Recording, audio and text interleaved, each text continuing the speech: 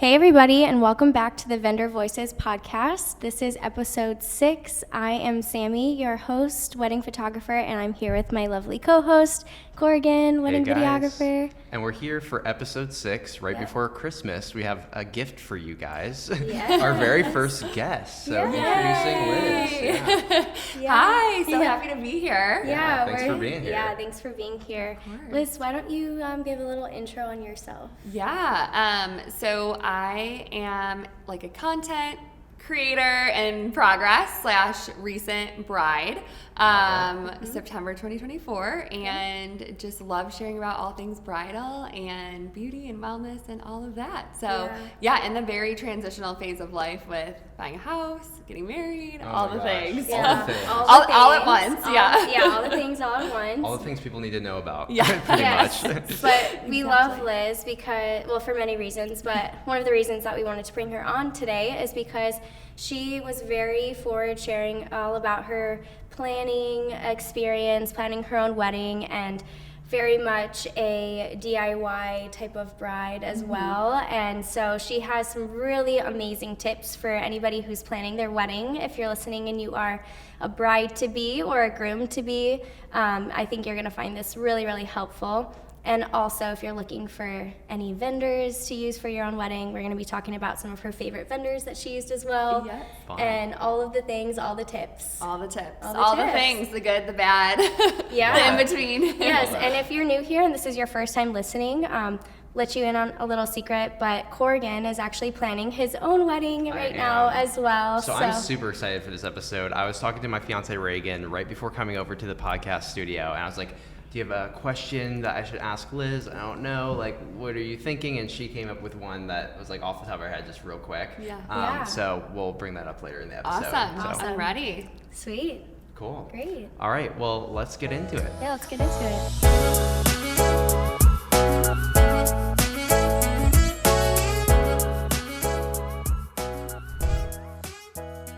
The question that my fiance Reagan posed was, what was a part of the planning process that was surprisingly easy, and then what was a part that was surprisingly hard? That's such a great question. So I feel like this is a very standard answer, but the seating chart was actually so annoying. Like just took more time and effort and energy than like I wanted to spend on it. Gotcha. It's like 5 tables of parents' friends that like I didn't want to deal with. Totally. So that was, that was one of the most challenging. I would say that and the decor. Totally. The decor was like just putting together the vision and then executing it. How many votives do I have at each table? I'm like, and then tables are put together. It's like, oh my gosh. I was just like fatigued after that. So those were definitely 2 of the hardest, I would say.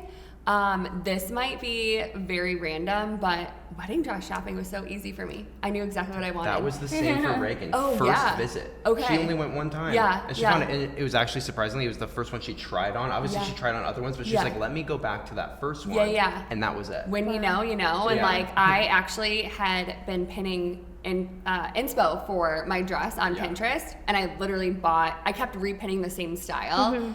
And that's the dress I bought. Amazing. So it was super easy when you know what you want. And everyone says, like, try other things. I did. And I was like, oh no. So you know yourself. Yes, it's good to try things. But when you know yourself and what you want, it's just go with it. That's so awesome. So then that was the easy part and that was the hard part. I feel like, I've mentioned this on the podcast before, but Reagan found a booklet and it's like a calendar. It's like, 6 months out, you should be doing this. 8 months out, you should be doing this. And so we're pretty much just like sticking to that. We're like, I'm just going to hold on to this calendar for like dear life and like just hold on. Like that checklist. Exactly, the checklist calendar. And so we haven't got to like seating charts yet, but super excited to get there because that will be, now that I know, it'll be probably more difficult than I think it's going to be. Well, it's so interesting that you say that too about the timeline, because for someone like me, I'm so type A, and like I actually didn't follow the timeline at all. So what was interesting is that when I was starting to plan, I don't have older siblings or anything that like have planned. Yes, I have older cousins, but I was like, okay, my wedding, let me just not involve too many people. And so I started looking up wedding planning tips on Pinterest, and I came across like 9 months out, you should be doing this. 3 months out, you should be doing this. And I found it to be all over the place, like in terms of how I did it. So I actually started a wedding planning checklist that like a digital one that I sell on Etsy. And it is not by month out, it's by category. I love that. And like vendors and different, steps in the process because you might switch us over, I'm not gonna lie.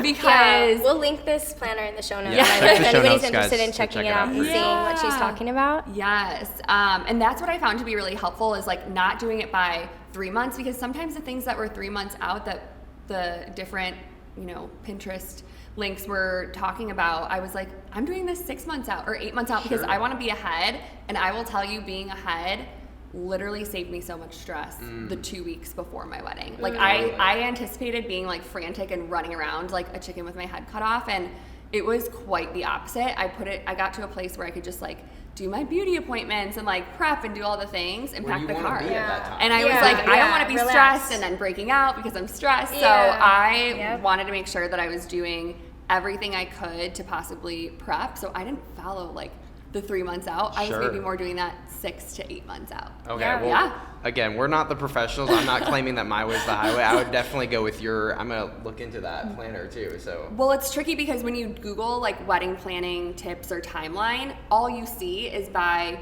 1 month, 3 months, 6 months, 9 months, whatever. And I found that to not be the case for me. So that was like kind of a hot take, is that interesting. That didn't really work for me. It's a different way to look at it. Everyone is different in how they plan. So just an option. You got me super interested. Yeah, that's really interesting. I have a question for you. What were some of the first steps you took right after getting engaged? And I'm gonna ask you the same question, but I'm gonna rephrase it. Yeah. What would be some of your top tips for a bride to be who's listening if she just got engaged? Yeah. What are some of the things that you did that you would recommend that they do right away?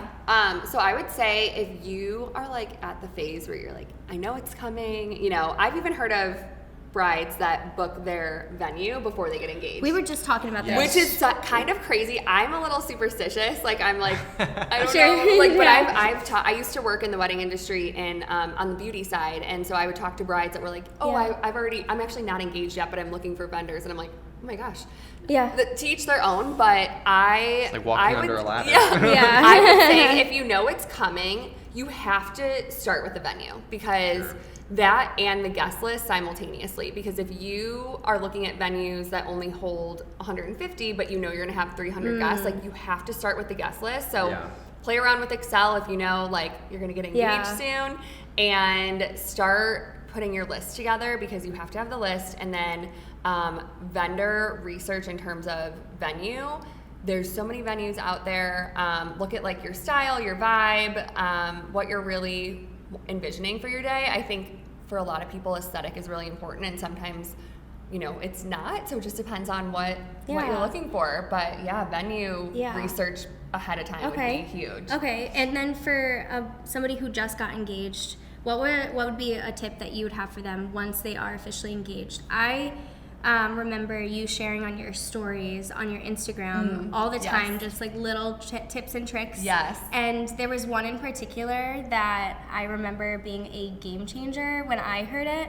The email. Yeah. Yeah. Can we talk about that? So I had found this tip, I think, before I got engaged. Or no, one of my girlfriends did this, and I was like, genius, because I have 5,000 different email addresses. So it's like, whatever. But starting a wedding email, like I got down to the point where I was like, different categories and subcategories, or folders rather, and having a specific wedding email was clutch. And that video actually went like somewhat viral. Everyone was like, oh my gosh, this is such a good idea. I'm like, it is a really good idea. It's like not that groundbreaking, but you don't think of it. Yeah, so having an email address specific to like you and your fiance, maybe it's like, the Pinella we did. So I've heard something. Some people have done like last name the year they're getting married. My married last name is Choozle, so we did choozlewedding@gmail.com. Yeah. Like very cute and simple. Yeah. And so that made our life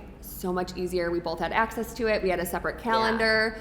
I love a color-coded calendar. The calendar. Yeah, so we synced it up to yeah. our phone calendar so that if smart we had too. a wedding planning meeting or, wedding that's planners the or other thing vendor I wanted. meetings, we would both have it on our calendars, and we had it like a different color and, blue, of course, something blue. So Okay. wedding email, check. Yes. What's another one? Yeah, I don't know if any corporate girlies or grooms out there use Notion at work. Are you guys Notion. familiar? Yes, Okay. yes, I'm familiar with Notion, So yeah. Notion is something that I was using it's like a general or how would you describe it? Like a full organizational tool. Yeah. Yeah. And I had used it at a past company, and I was like, whoa, this is amazing for life. Yeah. And now I still use it in like life stuff, Yeah. finances, health, whatever. Yeah. But using Notion and I actually have a video on this too, on how to use Notion to set yourself up for success, essentially. For planning your wedding. Wow. And Okay. so we had like different categories by vendor, timeline, an expense list, a master to-do list, where, we moved each to-do or checklist item across in the phases, like in progress, complete, all those things, next in line. So that literally saved my entire life, and that was huge. Expense list is definitely a big one you want to keep track of, because you're always going to go over your budget. I'm sure you're finding this out. Oh yeah. But yeah, just having everything organized in one place and not like a million Excel docs or a Word doc. So Notion does it all. I never even would have thought. I use Notion for work as well, but I wouldn't have even thought to integrate that with my wedding planning. Oh my so I'm God. like, That's that's a like great idea. huge key. It was amazing. It was like Yeah. the best thing I ever did for, so we have like to-do lists, like in progress, gosh, next in we're line. seeing it right now. Yeah. All of the things, Awesome. timeline, vendors, all that. So cool. Honeymoon. Yeah. Yeah. I can also be a testament to the Gmail as well. That was so on the podcast, if you're unaware, there's a segment where we're doing weekly, like, what's going on in Korrigan's wedding planning right now, because we have our weekly Sunday meeting where we like talk about it. Yes. And last week was setting up the Gmail, which I wish we would have done sooner. Like, I found it out late. And so, It's okay. And so I was like, we already contacted these people from like my email address, but now that we have one, I'm like, oh my gosh, this is so much easier. You still So- have a year, or we a still little have under. most of the vendors will all be through that. Yeah. And we'll probably direct the ones Yeah. that we've already contacted. Just direct them. Yeah. Do them. Yeah. Email us here now. Yeah, So- you'll get it all organized. Yeah, Yeah. no, it's clutch. Yeah. So amazing. Yeah. But I didn't think about the Google Calendar associated with it, and that just blew my mind. Yeah. I was like, Color With each other. coded. all I'm the running things. home Oh, after this. the color coding. I'm a big color coder. Me Oh, I too. love that. Yes, I love it. I remember another one that you talked about on your stories was like planning date nights. Oh, yes. Because when especially for me, quick backstory, we lived at home with my parents the entire time we were planning a wedding. So we got engaged in July of 2022, moved home September because our lease was up, and we're like, we're gonna save, all the things. Smart, yeah. So we were like, at times, just like planning from the couch and, around all of my parents who I love, but you gotta get out and do things. So we would go to wineries or breweries and just pull up the laptop and sit there for 3-4 hours and just knock out, we're gonna get this done, and then that makes it like a fun thing Yeah. too. It's like, Yeah. I feel like sometimes if you get like stuck in the wedding planning, you're like kind of dread it, like, I'm gonna have to do this or that. But that makes it like a fun little like date. Yeah, the hardest thing is that when you're wedding planning, you're always thinking about your wedding. You're never not thinking about something to do or, what has to be done or who to reach out to. And another thing that I had found on TikTok too, I can't take all the credit for this, is that someone mentioned so you're getting married October 4th. Yes. Right? Yep. So on the 4th of every month leading up to your wedding, you do a date night. Wow. And then you celebrate, you're like, oh my gosh, 1 month on September 4th this year. You can be like, we have 1 month. I feel like this podcast episode is like a cheat code for me. This is incredible. So I was just gathering all these tips. And then we implemented them, and I feel like our wedding planning process was really smooth. Of course, you're like, ugh, sometimes you're like, I just want to not think about the wedding. Yeah. But, Well, that's why I like having the planning date night idea, because it's like, I'm sure there's times where you're like just getting into bed or something, and then you're like, oh, I forgot to tell you, by the way, so-and-so vendor replied and they want to know our decision on this or something. And it's like, honey, I'm trying to unwind the evening, and it kind of allows you to have space for you to bring up those conversations, and then both of you are on board. Yeah, totally. You know that we're going to plan and we're going to talk about all these things, and so I'm sure it probably helped you guys to know that you had Yeah. a dedicated time each month or each week Yeah. or however you guys did Yes. it to Yes. be able to have that Yeah, space. I mean, So my mind went a million miles a minute when I was wedding planning, so I would write things down and then we'd regroup. Yeah, Because yeah. he goes to bed at 9, I'm like up till 1 in the morning, Sure. so, you know, we work different, but Totally. I love that.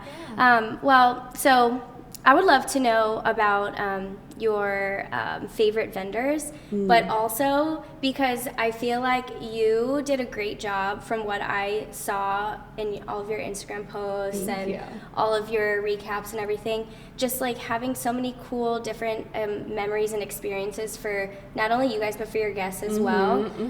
And I know that sometimes those things can get expensive, like having all these extra things for your guests, but you had a few that were really, I would say, special and monumental. Yeah. And maybe we can talk about a couple, just briefly, a couple of your favorite, things that you had on your wedding day. Absolutely. So first and foremost, the one that I loved the most was Cheecam. It's CheeCam, and it's a Polaroid camera company. And what's great is that they send you, I think there's like a 3 or a 6 option. Oops, sorry. No, you're good. A 3 or a 6 option, and they send you this package, and it has all the Polaroid cameras. And basically, we were like, okay, we could just like give them to random people or put them on tables, but I was like, I actually want good Polaroid photos. Totally. So what we did, Content creator over here is this like, is who am I going to give the Polaroid to actually take these photos? Yes, exactly. And something is that we wanted to make sure that each one of our like groups of guests were covered. So we had like someone from Vinny's college friends, my side of the family, my high school friends. Like we wanted to cover all of our bases in terms of like, Okay, because you have 6 cameras, so one to each kind of group. Yes. Yes, and Smart. you didn't want to just have like so 5 in your friend group, you know, Oh, yeah. and then Yeah, everyone's right. only taking pictures of each other. Yeah. You get the So, same story. And like we have to be strategic about Smart. this. Really smart. And so we gave it to 6 people who we trusted that were in different friend groups or different groups. Love that. And what you do is you just take Polaroids all night. Yeah. You ship it back. They professionally edit and develop, and you get back a physical gallery and a digital gallery. Cool. Oh my And gosh. everyone was obsessed. Like Cool. the physical prints were so cool. And then the second one that I'll talk about is called After the Tone, and that is an audio guest book. I feel like I've been to a lot of weddings, and I love this idea so much, but we just wanted to do something different with Audio the guest book. Yes, with the Polaroids, and people like sign their name, and we're like, we're not going to look at a guest book. So Sure.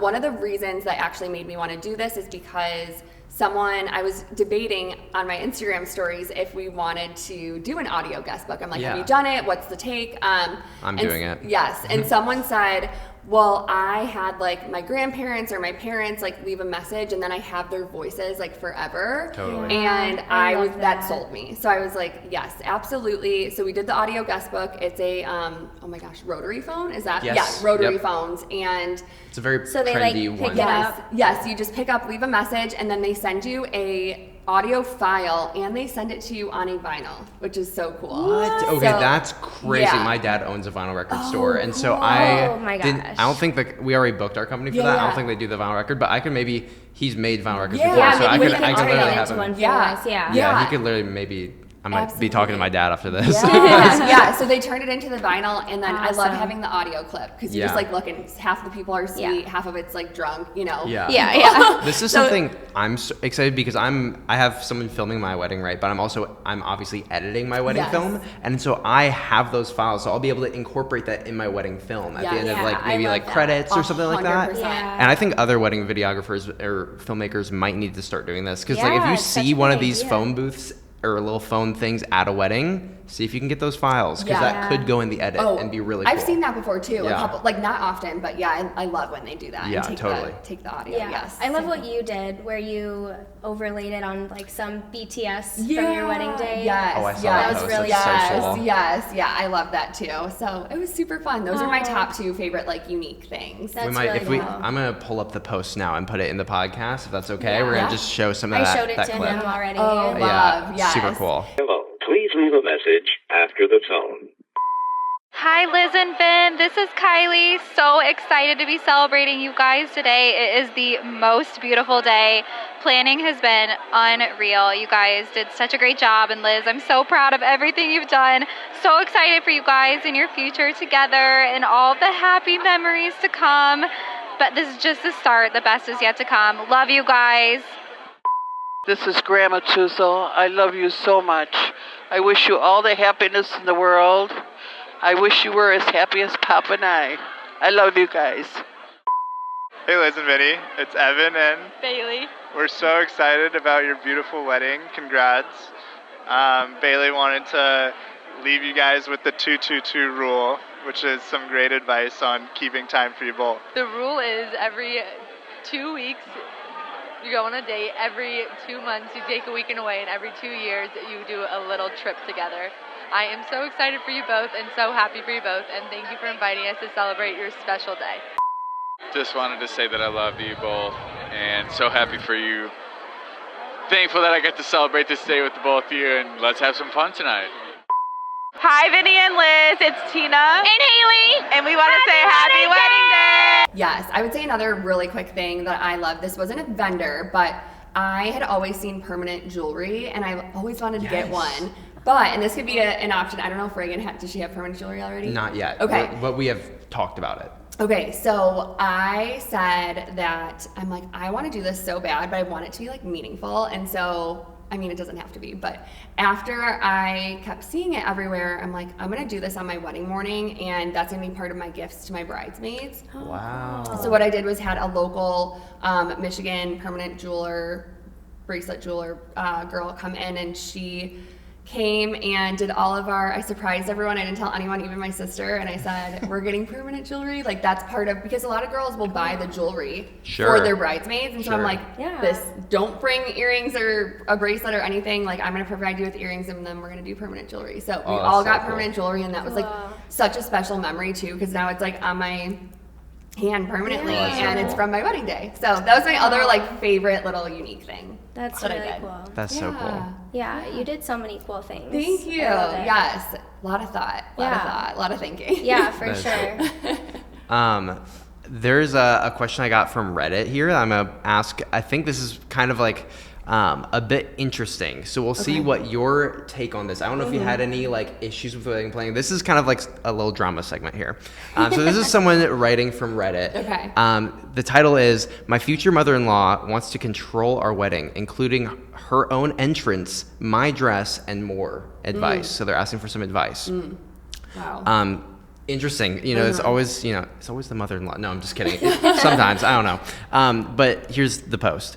"I'm planning my wedding, and my fiance's mom is super involved, maybe a little too much. She wants her own entrance at the reception with a song of her own choice, which I've never seen done at any other weddings. It feels a bit odd since I've always thought about entrances were for the wedding party and the couple.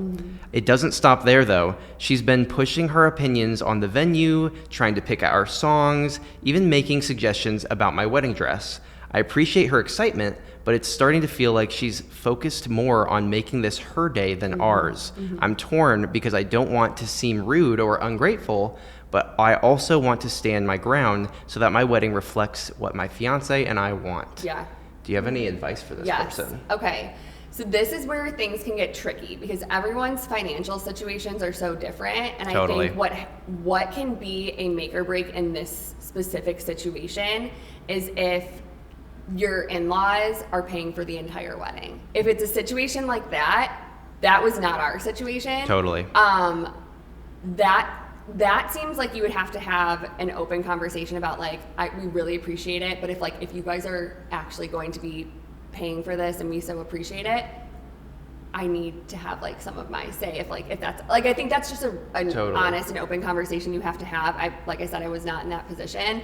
Some people are in the positions where, specifically ours, like we paid for a majority of our wedding. We had a little help on both sides. Yeah. And both of them were like, here's what we're giving, do whatever. And so I'm really grateful to like have been in that position because I think both sets of parents knew like they're gonna do what they want. At the end of the day, it is literally your wedding, and you have to make these decisions because there's so much money, time, energy, like just so much that goes into it. And the only thing that makes this tricky is the financial situation. The finances. That was what my brain immediately went to. It's like, I wonder what percentage of the wedding this mother-in-law is paying for. We don't know here. We don't know that. Yeah. So yeah, it's definitely an open conversation. And also it's like, if you don't want her to have this input, you might need to put a bit more of your money down. Right. It's like, you know, if that's the case. And that's the thing. I would never in a million years have my mother-in-law choose the dress that I was wearing. No. And put on the venue, or like at that point, it's like we got to have some separation, and that's just a conversation more you have to lean on to your fiance to be like, you have to talk to your mom about this, not me. And that if it gets out of hand, like we need to have to sit down and figure out a resolution here. But I think just having those conversations, if you're paying for it, there's no reason why they should be able to have input or an actual say on that. They're absolutely absurd. Yeah, and it's like there are some things in here where it's like I wouldn't mind, but also I don't know this person's relationship with their mother-in-law. Like if Reagan's mom wanted to have her own entrance song, I'd be like, go for it. This is gonna be hilarious. Yeah, but, like, it's subjective. It's totally dependent on financial situation and relationship. Those are the two biggest things, I think. And you know, if someone's like, we're paying for your whole wedding, would you be like, I'm gonna have all the say, or would you be like, I'm just grateful that you're paying for the wedding? So it's like, it totally depends. But if you want to put your foot down, like you might have to adjust things, and I think it's worth having a conversation. Thank you for that. That's really good advice. Yeah. Interesting one. I know it was kind of a little like a little drama, but I'm like, I want to bring it up. I know if Reagan is in these Facebook groups, I see like Facebook horror stories, like Yes. terrible things about people's opinions, or bringing babies, and like that's a big one, bringing kids and stuff like that. People I've getting seen upset if you don't horrible. let them bring their kids. Yeah, and I'm almost like, is this actually real? But this happens so often. I think I'm just very lucky that we didn't have that situation. I think at the end of the day, it's important to remember that your wedding day is about the two of you making a commitment to one another. Absolutely. And as much as you want to put on an amazing experience, an amazing party for your guests and for your family and for your family's friends, everybody just needs to remember that the wedding day is about the two people getting married. It's not about you. It's not about,